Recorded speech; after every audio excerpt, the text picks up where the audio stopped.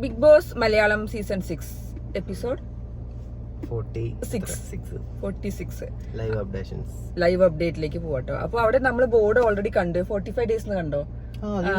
അവിടെ big boss ഹൗസിന്റെ ഉള്ളിലുണ്ട് 45 ഡേയ്സ്. അപ്പൊ ഇന്നലെ ഉള്ളത് അല്ല 45 ഡേയ്സ് അവിടെ ഇട്ട് വെച്ചിട്ടുണ്ട്. 45 അവിടെ നമ്പർ ഇട്ട് വെച്ചിട്ടുണ്ട്. അപ്പൊ 45 കഴിഞ്ഞല്ലോ. എപ്പിസോഡ് 46 എന്ന് പറഞ്ഞാല് ഡേ 45 ആണല്ലോ. അപ്പൊ ആ ഡേ 45ന്റെ തോന്നുന്നു അവിടെ 45 ഇട്ടുണ്ടായിരുന്നു. അപ്പൊ അതിന്റെ ലൈവ് അപ്ഡേറ്റിലേക്ക് പോവാം. അപ്പൊ ഇന്നലെ രാത്രി കുറച്ച് പരിപാടികൾ ഉണ്ടായിരുന്നു. ഇന്നലത്തെ രാത്രിത്തിന്റെ ബാലൻസ് ആണ് ഗബ്രികളുടെ ഗബ്രികളെ കുറിച്ചാണ് ആദ്യം സംസാരിക്കുന്നത്. ഇന്നലെ രാത്രി തന്നെ അവർ തമ്മിൽ ആദ്യം ഭയങ്കര സോഫ്റ്റ് ആയി സംസാരിച്ചെങ്കിലും പിന്നീട് അവർ തമ്മിൽ ഇങ്ങനെ എന്താ പറയുക നോട്ടം ഇതാവണില്ല, നീ എന്നെ അങ്ങനെ ദേഷ്യപ്പെട്ട് നോക്കണോ, അല്ലെങ്കിൽ ഈ അങ്ങനെയാണ് ഇങ്ങനെയാണെന്നൊക്കെ പറഞ്ഞ ഈ എന്താ പറയാ ഞാൻ പറയുന്ന കാര്യങ്ങൾക്ക് ഒരു വാല്യൂ തരില്ല എന്നൊക്കെ പറഞ്ഞിട്ട് അവർ അങ്ങോട്ടും ചെറിയൊരു ഹാർട്ട് കൊടുക്കണൊക്കെ രാത്രി ഉണ്ടായിരുന്നത്. ഒരു ഹാർട്ടൊക്കെ റൂമിൽ നിന്ന് കൊടുക്കണ്ടായിരുന്നു വയ്യാഞ്ഞിട്ട്. ജാസ്മിൻ ഉള്ളിൽ കിടക്കുമ്പോ ഗബ്രി പുറത്തിറക്കണൊക്കെ. അതിപ്പോ ആസ് യൂഷ്വൽ നമുക്ക് അതിപ്പോ ഒന്നും വർത്തമാനം പറയാൻ താല്പര്യമൊന്നും ഇല്ല അധികം. വലിയൊരു ബോംബ് അതിന്റെ ബാക്കി ഒന്ന് വിട്ടിട്ടുണ്ട്. ഇന്നത്തെ ദിവസത്തിന്റെ ഏറ്റവും വലിയ അട്രാക്ഷൻ വയ്യാണ്ട് കയറി പോയിട്ടുണ്ടായിരുന്ന സിജോ തിരിച്ചു വന്നു എന്നുള്ളതാണ് ഇന്നത്തെ ഈ മണിക്കൂർ വരെയുള്ള ഏറ്റവും വലിയൊരു ന്യൂസ്. അപ്പൊ അതിന് മുന്നേ നമ്മള് മോർണിംഗ് ടാസ്കിനെ കുറിച്ച് പറയാം. മോർണിംഗ് ടാസ്ക് നമ്മളെ BB യാത്രയെ കുറിച്ചാണ് ചോദിച്ചത്. അപ്പൊ എല്ലാവരും അവനവന്റെ അഭിപ്രായങ്ങൾ പറഞ്ഞു. എല്ലാവർക്കും സന്തോഷം എന്ന് വെച്ചാൽ ലാലേട്ടന്റെ മുന്നിൽ നിന്ന് കേറുന്ന സീന്, അതായത് അവരെ കണ്ടു, സ്റ്റേജിന് തൊട്ടടുത്ത് കണ്ടു, എല്ലാവരും നല്ല അനുഭവം പറഞ്ഞു വെച്ചു. അതില് സായി പറഞ്ഞ ഒരു കാര്യമുണ്ട്. സായി പറഞ്ഞു പുറത്തുള്ള പോലെയല്ല അകത്ത് നമ്മൾ എക്സ്പീരിയൻസ് ചെയ്യുന്നത്. കാരണം പുറത്ത് നമുക്ക് പലതും പറയാം. അകത്ത് കയറി ഹൗസിനുള്ളിൽ കയറിയാലേ നമുക്ക് ആ ഒരു വ്യത്യാസം മനസ്സിലാവുള്ളൂ. അങ്ങനെയാണ് ജാൻമണീനെ ഞാൻ അങ്ങനെ വിചാരിച്ചു, ഗബ്രി ജാസ്മിൻ അങ്ങനെ വിചാരിച്ചു. പക്ഷെ അകത്ത് കയറി കഴിഞ്ഞ് നമ്മൾ അടുത്ത് ഇടപെടുകയാലും നമുക്ക് അവരെ കുറിച്ചുള്ള അതൊരു സംഭവങ്ങളൊക്കെ പുറത്തുനിന്ന് കയറിയപ്പോ അതുള്ള കാര്യങ്ങൾ കണ്ടപ്പോ കാര്യങ്ങളൊക്കെ മാറി എന്നൊക്കെയാണ് പറയുന്നത്. ഗെയിം ചെയ്തിട്ട് വേണം സെറ്റ് ചെയ്തിട്ട് വേണം എന്നുള്ളതൊക്കെയാണ് മനസ്സിലായത്. എന്തായാലും രത്നച്ചുരുക്കം പുറത്തുനിന്ന് കാണുന്ന വീടല്ല ഉള്ളിൽ. അതിപ്പോ നമ്മളാണെങ്കിലും ഇപ്പൊ നമ്മളും വാദോരാതെ ഇങ്ങനെ സംസാരിക്കുന്നുണ്ട്. നമുക്കറിയില്ല അകത്ത് ചെന്നാൽ നമ്മൾ എങ്ങനെയാവുന്നുള്ളത്. നമ്മളെ ഓപ്പോസിറ്റ് ആവും മിക്കവാറും. നമ്മളിപ്പോ പലപ്പോഴും പറയില്ല നിങ്ങൾക്ക് കയറിക്കൂടെ എന്നില്ലേ എന്നുള്ള രീതിയിൽ സംസാരിക്കാനുണ്ട്. പക്ഷെ നമ്മൾ കയറി കഴിഞ്ഞാൽ നമുക്ക് പറയാൻ പറ്റില്ല. അതൊരു വീടാണ്, ഒരു സാധനവും ഇല്ല, ഒരു ആക്സസും ഇല്ല. നമ്മളകത്ത് കയറി കഴിഞ്ഞാൽ നമ്മുടെ സ്വഭാവം എങ്ങനെയാവും നമുക്ക് ഒരു ഐഡിയ കിട്ടില്ല. പക്ഷെ അതിൽ നിന്ന് വ്യത്യസ്തനാണ് ജിൻഡോ, അതുപോലെ ബാക്കി കുറച്ച് ടീംസ് ഒക്കെ. അവരവിടെ അതിന്റെ ഇടയിൽ ഫൈറ്റ് ചെയ്ത് നിൽക്കുന്നുണ്ട് എന്നുള്ളൊരു യാഥാർത്ഥ്യം കൂടി അതുണ്ട്. ജിൻഡോ ആണെങ്കിൽ ഭയങ്കര ഞാനല്ല പറഞ്ഞത് കാഞ്ഞ ബുദ്ധിമാനാണ് ജിൻഡോ എന്നുള്ളത്.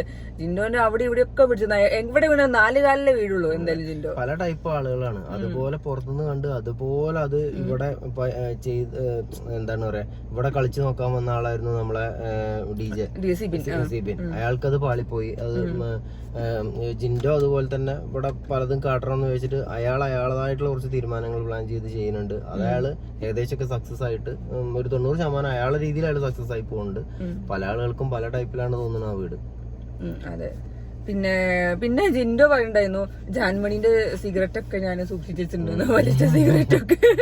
ജിൻജാൻ കാഞ്ചനമാല മണലൊക്കെ അല്ല, ഇന്ന് ലൈവില് ജാൻമണി ഉണ്ടായിരുന്നു. ജാൻമണി ലൈവ് ചാറ്റ് നടത്തിയിട്ടുണ്ടായിരുന്നു. ഓരോരുത്തർ ചോദിക്കുന്നൊക്കെ ഉത്തരം പറഞ്ഞ ജാൻമണി ലൈവ് ചാറ്റ് ഒക്കെ നടത്തിയിട്ടുണ്ടായിരുന്നു. അതിൽ ജാൻമണി പറയുന്നുണ്ടായിരുന്നു ജിൻജാൻ ഇസ് ദ ബെസ്റ്റ് ഇത് കോംബോ എന്നൊക്കെ പറയുന്നുണ്ടായിരുന്നു.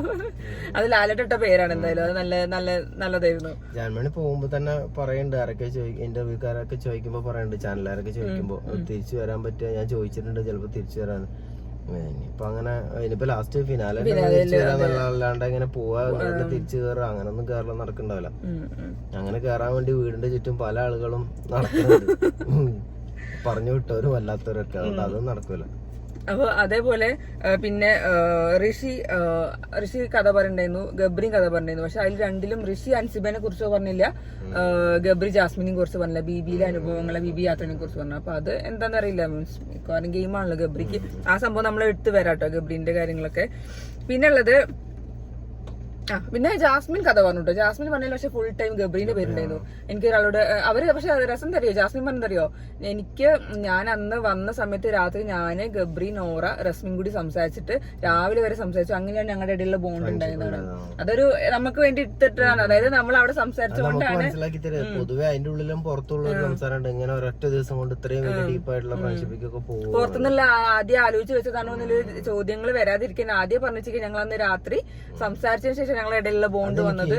നോറ സംസാരിക്കുമ്പോ എപ്പോഴും തോന്നലുണ്ട്, നമ്മളിപ്പോ ഒരാളോട് ഇപ്പൊ ഞാൻ നിന്റെ അടുത്ത് എനിക്ക് അത്ര വലിയൊരു ഫ്രണ്ട്ഷിപ്പ് ഒന്നും ഇല്ലെങ്കിൽ ഞാനിങ്ങനെ മിനിറ്റ് എനിക്ക് അത്ര വലിയ ഫ്രണ്ട്ഷിപ്പ് ഒന്നും ഇങ്ങനെ പറഞ്ഞു നടക്കുമല്ലോ, കമ്മിറ്റ്മെന്റ് ഇല്ല, ഒരു കാര്യമില്ല എന്ന് പറയും. നമുക്ക് അത്രയും ഫ്രണ്ട്ഷിപ്പ് ഇല്ലെങ്കിൽ ഒറ്റ പ്രാവശ്യം പറയും എനിക്ക് അത്ര വലിയ കമ്മിറ്റ്മെന്റ് ഇല്ല, അവിടെ എന്റെ അടുത്ത് അങ്ങനെ കാണിച്ചാൽ മതി അത് പറയും. ഇതിങ്ങനെ ഓരോ മിനിറ്റിലും പറയുമ്പോ തന്നെ അതിലൊരു കള്ളത്തരം ഉണ്ട് എന്നുള്ളതാണ്.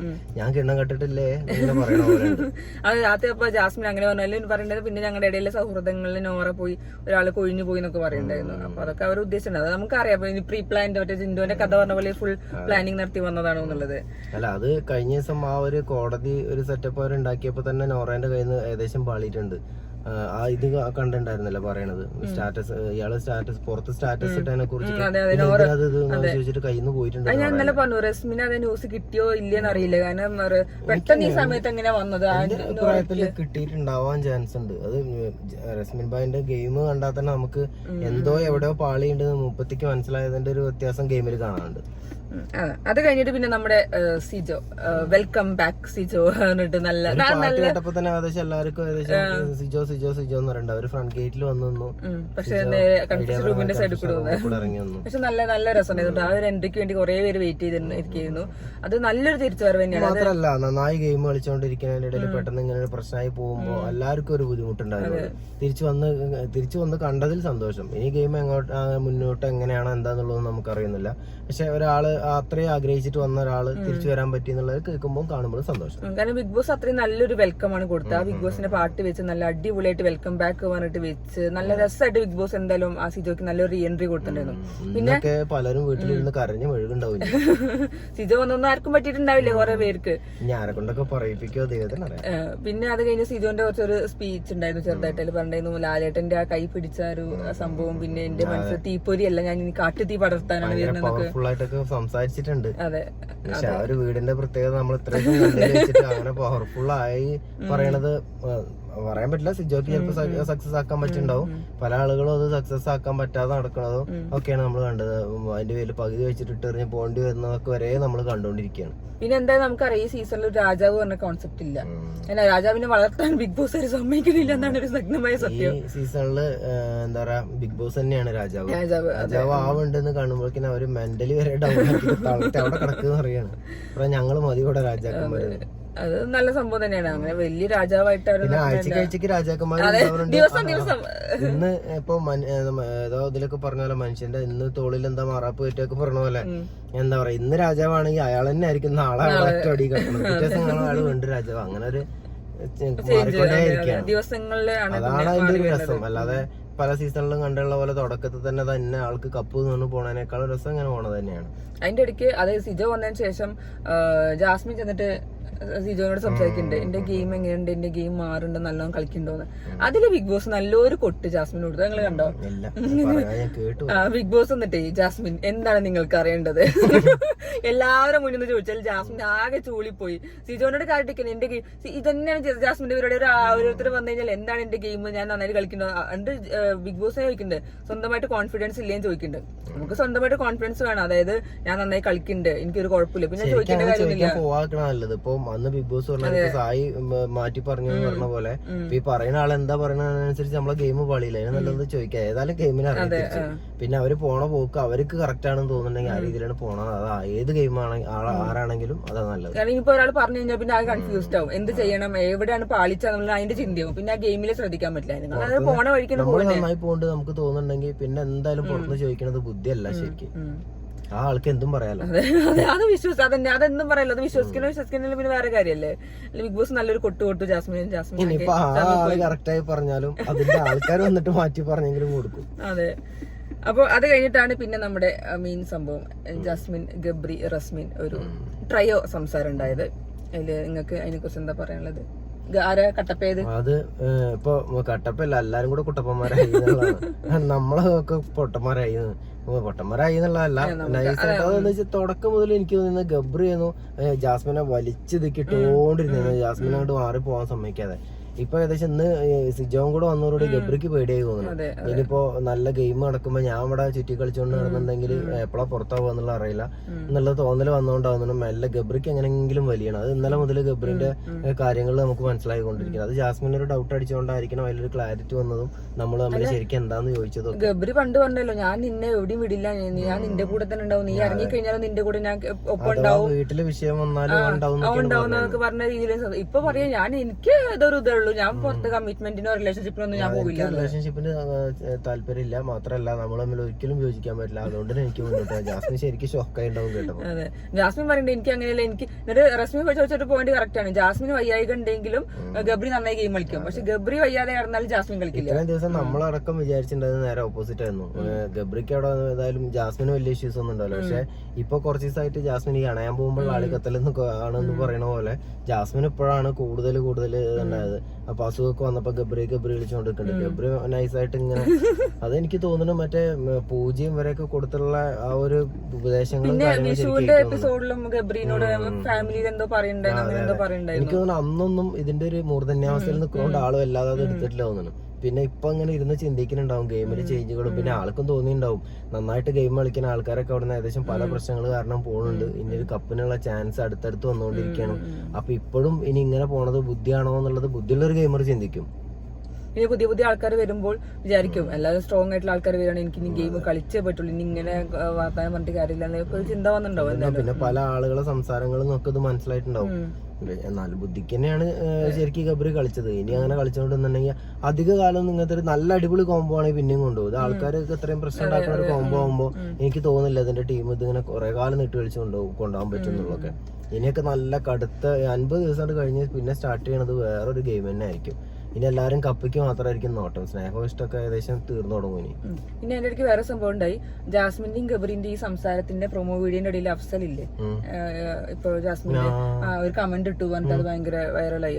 എന്താ ഇവൾക്ക് ഇപ്പൊ ഇത് മനസ്സിലാവും, 7 മാസം എന്നെ സ്നേഹിച്ചിട്ട് ഇപ്പൊ കണ്ടില്ലേ ഇങ്ങനത്തെ അവസ്ഥ, കർമ്മ പറഞ്ഞ സംഭവം ഉണ്ട്. ശരിയാണല്ലേ, അയാള് നൈസായിട്ട് ഗബ്രി തേച്ചപ്പോ ഗബ്രി തേച്ചു എന്നുള്ള രീതിയിൽ കണ്ടപ്പോൾ അഫ്സലിന് തോന്നിയത്, അതായത് എനിക്ക് കിട്ടിയ സാധനം തിരിച്ച് അവൾക്ക് കിട്ടിയ രീതിയിലാണ് അത് വന്നത്. ചിലപ്പോ ഒരു പക്ഷെ അത് ജാസ്മിന് ഉപകാരം വരും. ആളുകൾക്ക് ഒരു സെന്റിമെന്റൽ സാധനം തോന്നും, അയ്യോ ആരും ഇല്ലാത്തൊരവസ്ഥയായി എന്നുള്ളത് തോന്നുക. ചിലപ്പോ ഗെയിമിന് ഉപകാരം വരും. അതല്ലാന്നുണ്ടെങ്കിൽ ജാസ്മിന് ഇനി അങ്ങോട്ടൊരു ഭയങ്കര ഫിനിക്സ് പക്ഷിയെ പോലെ കുതിച്ച് കയറാനുള്ള ഒരു അവസരമായിരിക്കും. ഇനി ഒന്നിനും ഒരു കമ്മിറ്റ്മെന്റ് ഇല്ലല്ലോ. ഗെയിം മാത്രം നോക്കിയാൽ ഒറ്റയ്ക്ക് കളിച്ചാൽ അടിപൊളിയായിട്ട് കളിക്കാൻ പറ്റുന്ന ആളാണ് ശരിക്കും. ബിഗ് ബോസ് എത്ര രാജാവിനെ ഉണ്ടാക്കാൻ പറ്റില്ല എന്ന് ശ്രമിച്ചാലും ഒറ്റയ്ക്ക് കളിച്ചെന്നെങ്കിൽ നല്ല സൂപ്പർ ഗെയിമറായിട്ട് പോകേണ്ട ഒരാളായിരുന്നു. അത് ഈ ഒരു വലയത്തിൽ കുടുങ്ങി പെട്ടുപോയതാണ്. പിന്നെ എന്തായാലും ഈ ബിഗ് ബോസ് ഇത് കഴിഞ്ഞ പിന്നെ ആ സാധനം ഡ്രോപ്പായി. പിന്നെ അടുത്ത സീസണിലേക്കുള്ള തിരക്കാവും. പിന്നെ അത്ര തന്നെ ഉള്ളൂ, ഒരു സീസൺ അതിന്റെ വാല്യൂ അത്ര തന്നെ ഉള്ളൂ. പിന്നെ അതേപോലെ ഇവിടെ ഫേസ്ബുക്കിൽ എവിടേക്കോ കണ്ടു ജാസ്മിനെതിരെ കേസ് കൊടുത്തു എന്നൊക്കെ, അതായത് റാസിസ്റ്റ് കമന്റ് ജിൻഡോനെതിരെ കൊടുത്തു പറഞ്ഞിട്ട് എന്തൊക്കെയോ കേസൊക്കെ ഉണ്ട് പറഞ്ഞിട്ട്. അത് പക്ഷെ വിഷ്വലൊന്നും ജാസ്മിൻ പറയണത് നമ്മളിതുവരെ കണ്ടിട്ടില്ല. നമ്മള് കണ്ടിട്ടില്ല, ഞാൻ ഉണ്ടോ എന്നുള്ള അറിയില്ല. ഉണ്ടെങ്കിൽ അതിന്റെ ലിങ്ക് ഒക്കെ വിട്ടെന്നാ നമുക്ക് കാണാം, അല്ലാതെ നമ്മള് കണ്ടിട്ടില്ല. അങ്ങനെ ഒരു കേസ് എന്താവും എന്നുള്ളതും പറയാൻ വയ്യ. പിന്നെ അതൊക്കെ പിന്നെ പാർട്ട് ഓഫ് ഗെയിമിലാണ് എല്ലാം ചെയ്യുന്നത്. അങ്ങനെയാണെങ്കിൽ ഇപ്പൊ എന്തൊക്കെ സംഭവങ്ങൾ ഉണ്ടാവാറുണ്ട് എല്ലാ സീസണിലും. അങ്ങനെ ഇപ്പൊ നോക്കി നടക്കാൻ പറ്റില്ല എന്തായാലും. അല്ല അങ്ങനെ ഉണ്ടെന്നുണ്ടെങ്കിൽ ഇപ്പൊ സെൻട്രൽ ജയിലിൽ കിടക്കേണ്ട ആള് പുറത്തേക്ക് അതെ അതാണ് ആദ്യം ചെയ്യേണ്ടിരുന്നത്. അതിനാണല്ലോ മറ്റേ ഒരു കേസ് കൊടുത്തത്, ബിഗ് ബോസ് നിർത്തലാക്കണം എന്നൊക്കെ പറഞ്ഞിട്ട് ആ സംഭവം വെച്ചിട്ട്. ഇപ്പോൾ കണ്ടില്ലേ സുഖമായിട്ട് ഇപ്പൊ ഗെയിം എപ്പിസോഡൊക്കെ നടക്കുന്നുണ്ട്. എന്താ പറയാ, ഇങ്ങനെ നായനെ കുളിപ്പിച്ച് നടക്കണ്. അത് അങ്ങനെ നടക്കാൻ പാടില്ല. ഇങ്ങനെയൊക്കെ ഇതിന് ജാസ്മിനെ ശിക്ഷ, ജാസ്മിന്റെ ഒപ്പം നിൽക്കാതല്ലെന്നുള്ളതല്ല. എന്തായാലും നീതിയും ഇതൊക്കെ എല്ലാവർക്കും ഒരുപോലെ കിട്ടേണ്ട സംഭവങ്ങളാണ്. അങ്ങനെ ഒരു സംഭവം ഉണ്ടെന്നുണ്ടെങ്കിൽ ആദ്യം ആശാൻ അതിന്റെ ഉള്ളിൽ പോയി അതിനെ കുളിപ്പിക്കേണ്ടി വരും. പിന്നെ അങ്ങനെ ചെയ്താൽ ഇപ്പൊ സിജോ ഒന്ന് തിരിച്ചു കയറുകയും ചെയ്തു. ഇനിയിപ്പോ സിജോന്റെ ഗെയിം പ്ലാൻ എങ്ങനെയാണെന്ന് സിജോ എന്തായാലും ഫുള്ള് കണ്ടിട്ടുണ്ട്. സിജോനോട് അവർ ചോദിക്കുമ്പോ മറ്റേ ഫുട്ബോൾ കളി കണ്ടില്ലേ, മറ്റേ കളി കണ്ടില്ലേ ചോദിക്കുമ്പോ പറയുന്നുണ്ട്. ഈവൻ ഞാൻ ഞെട്ടിപ്പോയ ഒരു കാര്യമുണ്ട്, സിജോ സായിനോട് സായിന്റെ ചെരുപ്പിന്റെ ഞാനും കേട്ടു വാച്ച് ചെയ്യാനുണ്ട് സിജോ. ഒരു പച്ച ചെരുപ്പല്ലേ എന്നൊക്കെ ചോദിക്കുന്നുണ്ടായിരുന്നു. അപ്പൊ അതൊക്കെ ശരിക്കും നോക്കി വെച്ചിട്ടുണ്ടാവും. അപ്പൊ ഇനി സിജോന്റെ ഗെയിം പ്ലാൻ എങ്ങനെയാണെന്ന് അറിയില്ല, എങ്ങനെയാന്നുള്ളത് അടിപൊളിയായിട്ട് ആവട്ടെ. കാരണം എന്താന്നറിയോ, ഞാൻ അതിൽ കാണുന്ന ഒരു പ്രശ്നം പോസിറ്റീവും നെഗറ്റീവും ഞാൻ കാണുന്നുണ്ട്. ഇത്ര ദിവസം മാറുന്ന ഗെയിം എല്ലാം വാച്ച് ചെയ്തുകൊണ്ട് നന്നായി കളിക്കാം, ആർക്ക് എവിടെ ഇട്ട് കൊടുക്കാന്നുള്ളത് മനസ്സിലാവും. പിന്നെ വേറൊരു സംഭവം എന്താ വെച്ചാൽ ഇപ്പൊ സായിക്ക് നേരത്തെ പറഞ്ഞ പോലെ പുറത്തുനിന്ന് കാണുന്ന പോലെ അല്ല വീടിന്റെ ഉള്ളിൽ എന്നുള്ളതാണെന്നുണ്ടെങ്കിൽ എന്താ പറയാ, ഇത്രയും ദിവസം ഇവരെ ഈ ഇതിന്റെ ഇടയിൽ നിന്നൊക്കെ മാറുന്നു. അപ്പൊ സിജോ ചിലപ്പോ ഗെയിമിൽ നിന്ന് ചിലപ്പോ ഒന്ന് ബാക്കോട്ടൊക്കെ വരുന്നുണ്ടാവും, ഒന്ന് സോഫ്റ്റ് ഒക്കെ ആയി ഉണ്ടാവും ആള്. ഇനിയിപ്പോ ഇവരെ കൂടി ഒന്ന് ഓടിയിട്ട് വേണം ബാക്കിയുള്ള എല്ലാവരും അതിന്റെ സ്മൂത്ത് ആയിട്ട് ആ ഒഴുക്കില് പോയി തുടങ്ങിയിട്ടുണ്ട്. പിന്നെ സിജോക്ക് ഓടി പിടിക്കേണ്ടി വരും വരെ കൂടെ മൈൻഡ് വെച്ച് കളിക്കുമ്പോൾ. അവിടെ എത്തിക്കഴിഞ്ഞാൽ അപ്പൊ തന്നെ ഒരു കയറാൻ പറ്റില്ല, ഒരു സമയം കൊടുത്ത് നെഗറ്റീവും പോസിറ്റീവും ഉണ്ട് ആ കാര്യത്തില്. അതെ. ഇനി എന്താന്നുള്ള സിജോന്റെ കളികൾ ഇനി നമുക്ക് സിജോ വന്നിട്ടേ ഉള്ളൂ, സിജോ അങ്കത്തട്ടിലേക്ക് ഇറങ്ങിയിട്ടുള്ളൂ, ഡ്രസ്സൊക്കെ ഇപ്പൊ എത്തിയിട്ടുള്ളൂ. സിജോന് കൊറേ എല്ലാരും വെയിറ്റ് ചെയ്യുന്നു ശരിക്കും പറഞ്ഞാല്. നല്ലൊരു സിജോ ഡ്രസ്സൊക്കെ മാറ്റി ഇറങ്ങാണ് എല്ലാ രീതിയിലും, ഒന്ന് മുണ്ട് മുറുക്കി എടുത്ത് ഇറങ്ങാണെന്നുള്ളതാണ്. കപ്പും കൊണ്ടേ പോകുന്ന രീതിയിൽ തന്നെയാണ് സിജോ നിൽക്കുന്നത്. അത് അങ്ങനെ വേണം, ആ ഒരു ഫയർ വേണം, അങ്ങനെയുള്ള ഒരു കണ്ടസ്റ്റന്റ് വരണം, അപ്പോഴേ ബാക്കിയുള്ള ആൾക്കാർക്ക് ആ ഫയർ കിട്ടുള്ളൂ. ബാക്കിയുള്ള സ്ട്രോങ് ആയിട്ട് കളിക്കുള്ളൂ. പൊതുവെ ഇപ്പൊ എല്ലാരും ബിഗ് ബോസ് ഹൗസ് പറ്റ ഡെഡായി കിടക്കണം. എല്ലാവർക്കും ഇങ്ങനെ അവിടെ ചെറിയ ചെറിയ കളികളും തമാശകളായിട്ടാണ് പോണത്, ഗെയിമൊക്കെ മറന്നുണ്ട്. ഒന്നാമത് എനിക്ക് തോന്നുന്നു ഈ കോൺസെപ്റ്റ് വെച്ചിട്ടുണ്ട്, power room next room concept. മിക്കവാറും അടുത്ത പ്രാവശ്യം മാറ്റുണ്ടാവും, തന്നെ ഒരു വ്യത്യാസം വരും. അതെ. ടാസ്കുകൾ കുറെ കളിക്കുക, ജയിക്കുക, പോയിന്റ് കിട്ടുക, അങ്ങനൊക്കെ രീതിയിൽ എന്തെങ്കിലും അടിപൊളിയാവും എന്തായാലും. സിജോം കൂടെ വന്നതിന് ശേഷം ഇനിയിപ്പോ ഗെയിമിൽ സിജോക്ക് ഒരു വ്യത്യാസം വരുത്തി എല്ലാരെയും ഗെയിം ഉഷാറാക്കാൻ സാധിക്കട്ടെ. ഈ പാട്ടും മേളം അല്ലാതെ ഗെയിം അടിപൊളിയായിട്ട് നടക്കട്ടെ. അതെ, കുറച്ച് ഒരു പവർ ഫയർ ഉണ്ടാവണമെങ്കിൽ ഒരു അടി, ഒരു ചെറിയ കച്ചറ, അതൊക്കെ ഉണ്ടെങ്കിൽ നമുക്ക് രസമായിരുന്നു കാണാൻ വേണ്ടിട്ട്. ഇതിപ്പോ അവരാരും തമ്മില് കച്ചറ പോയിട്ട് ഒരു വാഗ്വാദങ്ങൾ പോലില്ല, അവിടെ അന്താക്ഷരി ഒക്കെയാണ് മെയിൻ ആയിട്ട് നടക്കുന്ന കാര്യങ്ങൾ. ഇന്ന് പോണെ ഒളിച്ചളിക്കാൻ പോയിരിക്കാം. അയ്യോ ഐഡൻസിക്ക് കളിക്കല്ലേ എന്നൊക്കെ വെച്ചാൽ ഞാൻ അതും കാണേണ്ടി വരുന്നതാണ്. അപ്പുറത്ത് നമുക്ക് ട്രഷർ ഹണ്ട് കളിക്കാം. എനിക്ക് അതിന് നല്ല ഇന്നലത്തെ മറ്റേ കളി പോലെയാണെങ്കിൽ കുറച്ച് അതല്ല ഗുസ്തി ആ ഓട്ടം ചാട്ടൊക്കെ കാണാനെങ്കിലും രസം ഉണ്ടായിരുന്നു. ഇത് ഐഡൻസിക്കും ഇനി എന്തൊക്കെ കുക്കിയാടി കളിക്ക് എന്ത് കളിക്കണോ വരിക. അപ്പൊ ഇനിയിപ്പോ ഇത്രേ ഉണ്ടായിട്ടുള്ളൂ ഇന്ന് ലൈവ് അപ്ഡേറ്റില്. ഇന്നത്തെ എപ്പിസോഡിന്റെ റിവ്യൂ നമുക്ക് രാത്രി പറയാം.